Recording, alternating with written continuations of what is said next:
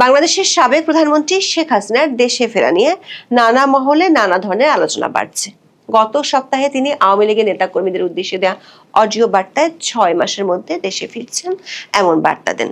এরপর ভারতের 3টি গণমাধ্যমে প্রকাশিত ইমেল সাক্ষাৎকার প্রকাশিত হয়। সেখানে তিনি শিগগিরই দেশে ফিরছেন এবং তার দেশে ফেরা ও তার দল আওয়ামী লীগের বাংলাদেশের রাজনীতিতে ফেরার জন্য নীরবে প্রস্তুতি চলছে এমন তথ্যও জানান। তারপর বাংলাদেশের কয়েকটি গণমাধ্যমে খবর প্রকাশিত হয় আওয়ামী লীগ সভানেত্রী ভারত থেকে ফিরে বিচারের মুখোমুখি হতে চান। প্রশ্ন উঠেছে, একদিকে শেখ হাসিনার মৃত্যুদণ্ড থাকা, অন্যদিকে বাংলাদেশ সরকারের নির্বাহী আদেশে আওয়ামী লীগের কার্যক্রম নিষিদ্ধ থাকা সত্ত্বেও বাংলাদেশের এই সাবেক প্রধানমন্ত্রী আসলে কিভাবে ফিরবেন? কারণ এর সাথে আইনি, নিরাপত্তাজনিত ও রাজনৈতিক স্পর্শকাতর কিছু বিষয় জড়িত আছে, যেগুলোর সমাধান কোনো একটি একক পক্ষের হাতে নেই। বিশ্লেষকরা মনে করেন, যেহেতু শেখ হাসিনা দিল্লিতে আছেন, তাই তার ফেরার ক্ষেত্রে ভারত সরকারের সম্মতি যেমন প্রয়োজন, তেমনি আইনসম্মতভাবে ফেরার জন্য বাংলাদেশ সরকারের কাছ থেকে ট্রাভেল পাস লাগবে। স্বাভাবিকভাবে প্রশ্ন দেখা দিচ্ছে, শেখ হাসিনা যে বাংলাদেশে ফিরে বিচারের মুখোমুখি হওয়ার কথা বলছেন, তাতে কি ভারত সরকারের সায় আছে? অন্যদিকে বাংলাদেশ সরকারও কি এর জন্য প্রস্তুত? মানে শেখ হাসিনা ফিরলে নিরাপত্তাজনিত বিষয়টি নিয়ে বাংলাদেশের বর্তমান বিএনপি সরকার 7-5 ভেবে ফেলেছে। সংশ্লিষ্ট একাধিক সূত্র বলছে, শুধু বাংলাদেশ ও ভারত নয়, শেখ হাসিনা ও আওয়ামী লীগের ফেরার বিষয়টি তৃতীয় আরো একটি দেশের সাথে সংশ্লিষ্ট। মহাক্ষমতার সেই দেশটি কি তাহলে মধ্যস্থতাকারীর ভূমিকায় এরই মধ্যে নেমে গেছে? বিস্তারিত জানতে চলুন যাওয়া যাক বিশ্লেষণে।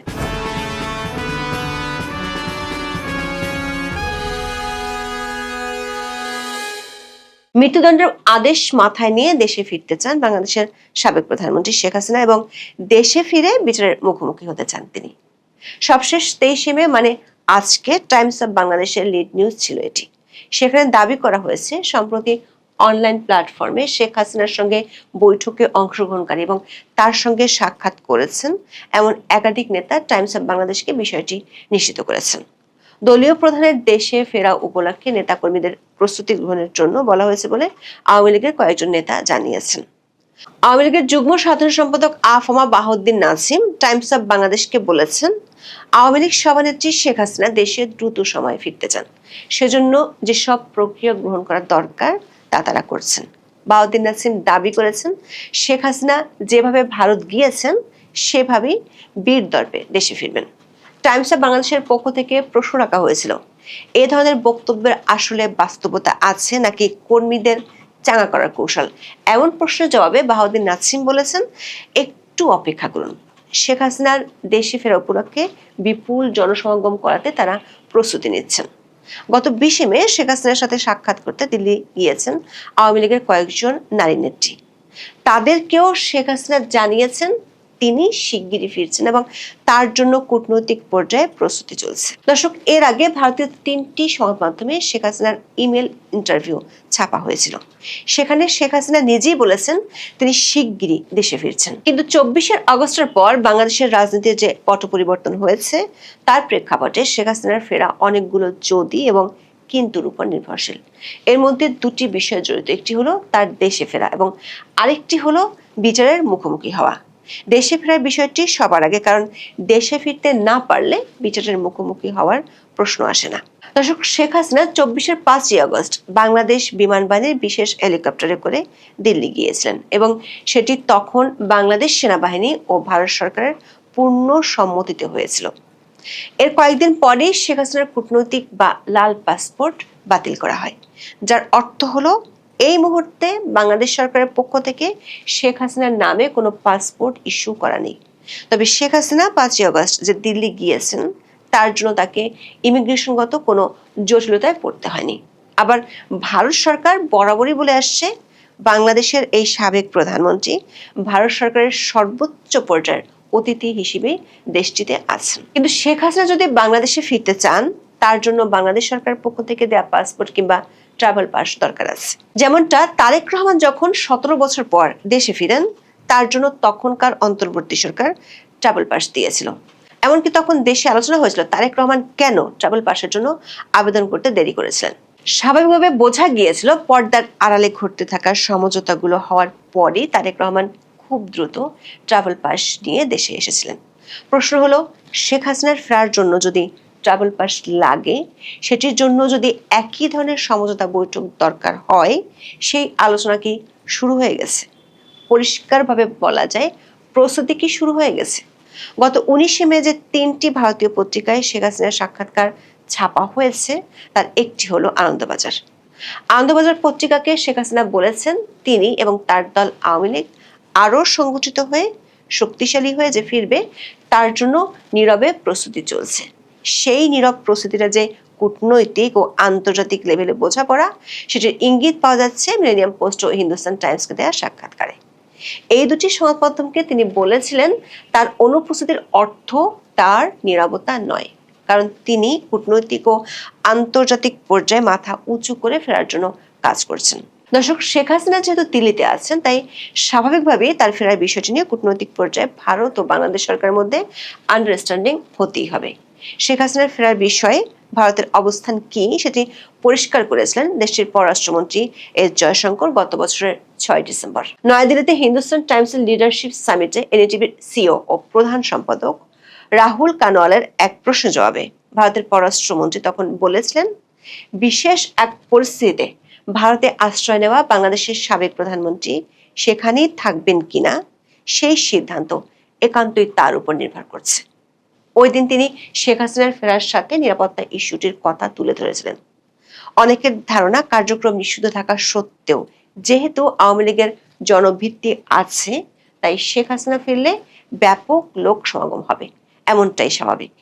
সেক্ষেত্রে নিরাপত্তার প্রশ্নটি বড় হয়ে দেখা দিবে ভারত ও বাংলাদেশ সরকারের কাছে। কূটনৈতিক সূত্রগুলো বলছে, শেখ হাসিনা যে নীরব প্রস্তুতির ইঙ্গিত দিয়েছেন, সেটি যদি হয় কূটনৈতিক পর্যায়ের সমঝোতা, তাহলে তার মধ্যে দেশে আসার পর শেখ হাসিনার নিরাপত্তা ইস্যুটি সবচেয়ে বড় ইস্যু হতে পারে। কারণ 1981 সালে যখন শেখ হাসিনা বাংলাদেশে ফিরে এসেছিলেন, তারপর থেকে বেশ কয়েকবার তাকে হত্যার চেষ্টা করা হয়েছিল।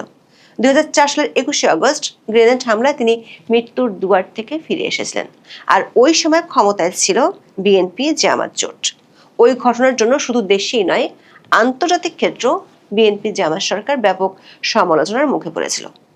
বিশ্লেষকরা মনে করেন, শেখ হাসিনার স্বদেশ ফেরার ক্ষেত্রে তার নিরাপত্তা ইস্যুটি নিয়ে ভারত ও বাংলাদেশ সরকারের মধ্যে কতটুকু সমঝোতা হচ্ছে তার উপর অনেক কিছু নির্ভর করছে। অনেকে বলছেন, এখনো পর্যন্ত প্রশাসনিক কর্মকাণ্ড দেখে মনে হচ্ছে না বিএনপি কিংবা সরকার আওয়ামী লীগকে খুব বেশি ছাড় দিতে চায়। বিএনপি ক্ষমতায় এসেছে 3 মাস হয়ে গেল। এর মধ্যে ইউনূসের জারি করা অধ্যাদেশকে আইন হিসেবে সংসদে পাশ করে আওয়ামী লীগের উপর নিষেধাজ্ঞা বহাল রেখেছে। আওয়ামী লীগের বহু নেতাকর্মী যারা বিনা বিচারে জেলে আছেন, তাদেরকে আদালত জামিন দিলেও সরকার ছাড় দিতে রাজি নয়। আসাদুজ্জামান নূর, সেলেনা হায়াত আইভী, নুরুল ইসলাম সুজন, সাবেক প্রধান বিচারপতি খায়রুল হক আদালত থেকে জামিন পেলেও সরকার কোনো না কোনোভাবে তাদের আটকে রেখেছে। আওয়ামী লীগের অঙ্গ সংগঠনগুলো দেশের অনেক জায়গায় মিছিল করলেও পুলিশ গ্রেপ্তার করছে। এ কারণে অনেকেই মনে করেন, কূটনৈতিক পর্যায়ে সমঝোতা হচ্ছে কিনা তার পুরোপুরি আভাস পাওয়া যাচ্ছে না। যদিও বাংলাদেশ সরকারের স্বরাষ্ট্রমন্ত্রী সালাউদ্দিন আহমেদ বলেছেন, তার সরকার চায় শেখ হাসিনা দেশে ফিরে আইনের মুখোমুখি হোক। কূটনৈতিক সূত্রগুলো বলছে, শেখ হাসিনা দেশে যে ফিরতে চান সেটি ভারত সরকারকে নির্বাচনের পরে তিনি জানিয়ে দিয়েছিলেন। কিন্তু ভারত সরকার শেখ হাসিনাকে নিরাপত্তা নিষিদ্ধ না করে দেশে ফিরতে দিতে চান না। আবার বাংলাদেশে ফিরতে হলে বাংলাদেশ সরকারের কাছ থেকে যে ট্রাভেল পাস লাগবে, সেটিও সমঝোতার অংশ। সূত্রগুলো বলছে, শেখ হাসিনা এবং আওয়ামী লীগ ইস্যুটি নিয়ে নির্বাচনের আগে একটি পশ্চিমা দেশের মধ্যস্থতায় ভারতের সাথে বিএনপির আলোচনা হয়েছিল। বাংলাদেশে মার্কিন রাষ্ট্রদূত নির্বাচনের 10 দিন আগে বিএনপির শীর্ষ নীতি নির্ধারক ও ভারতের সাবেক রাষ্ট্রদূতের সাথে আলোচনা করেছিলেন। নির্বাচনের পর পুরাতন সেই সমঝোতার বিষয়টি ক্ষমতাসীন বিএনপিকে স্মরণ করিয়ে দেওয়া হয়েছে। কূটনৈতিক সূত্রগুলো বলছে, তা নিয়ে এরই মধ্যে 3 পক্ষের আলোচনা হয়েছে। বিএনপির একজন শীর্ষ নীতি নির্ধারক মধ্যপ্রাচ্যে আছেন, সেখানেও বিষয়টি নিয়ে 3 পক্ষের আলোচনা হয়েছে। বিএনপির আরেক শীর্ষ নীতি নির্ধারক কিছুদিন আগে লন্ডনে গিয়েছিলেন। সেখানে একই সময় দিল্লি থেকে গিয়েছিলেন ট্রাম্পের বিশেষ দূত সার্জিও ঘোষ। দিল্লির একটি সূত্র বলছে, বাংলাদেশের অভ্যন্তরীণ রাজনীতি ও আঞ্চলিক নিরাপত্তার ইস্যু নিয়ে ভারত ও যুক্তরাষ্ট্রের মধ্যে উচ্চ পর্যায়ে আলোচনা হবে কালো পরশু।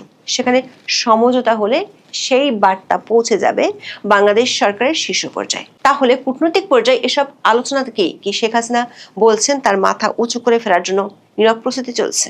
একটি সূত্র বলছে, বিএনপি সরকারের কাছে আওয়ামী লীগের কার্যক্রমের উপর নিষেধাজ্ঞা তুলে দেওয়া অনেক সহজ, কিন্তু শেখ হাসিনাকে দেশে ফেরার অনুমতি দেয়া অনেক কঠিন। কারণ সরকারের শীর্ষ মহল মনে করে শেখ হাসিনা দেশে ফিরলে আওয়ামী লীগ পুরো শক্তি ফিরে পাবে। তখন দলটি নিষেধাজ্ঞা বহাল থাকলেও তাদের ঠেকানো প্রায় অসম্ভব হয়ে যাবে। খবরে বলা হচ্ছে, শেখ হাসিনা দেশে ফিরে বিচারের মুখোমুখি হতে চান।